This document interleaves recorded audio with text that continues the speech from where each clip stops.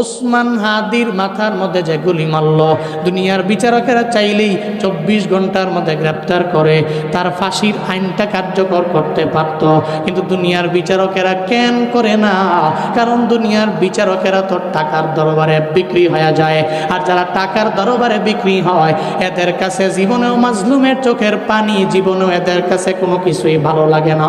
মাজলুমের চোখের পানি এদের কাছে কোনো গুরুত্বের মনে হয় না।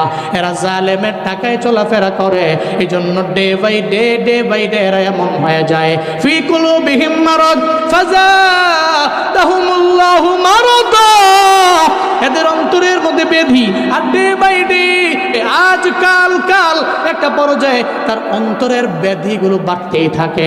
সে তো জীবনেও কোনোদিন কোনো মাজলুমের পক্ষে দাঁড়াইতে পারে না, কারণ যাদের ভিতরে তাকওয়া নাই, রবের ভয় নাই, আল্লাহর আয়াত মাইনা নিজের বিচারক বানাইতে পারে না, এরা জীবনেও কোনোদিন শরীফ ওসমান হাদির বিচার হত্যাকারীরে, ঘাতকের 24 ঘন্টার মধ্যে আইনা ফাঁসিও দিতে পারে না।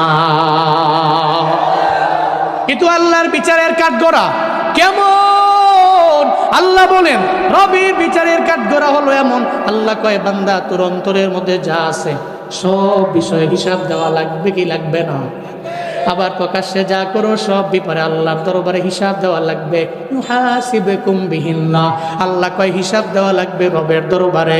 তবে বান্দা আমার আল্লাহ তো এমন মাওলা, চিল্লায়া বলেন না ফরিদপুরের সালতার মুসলমানেরা সুপ্রিম পাওয়ারের মালিক কে? আরো জোরে চিল্লায়া বলেন কে?